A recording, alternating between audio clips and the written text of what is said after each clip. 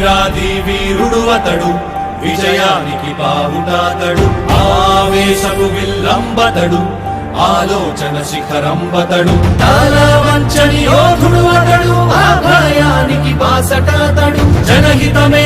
అభిమతమై సాగుతున్న గౌతముడు. జననం తొలి కిరణం వేకువకే ఆభరణం, తన గమనం కైవేచే ప్రతి ఉదయం, వినిపించే తొలి పాఠం పులకించే గురు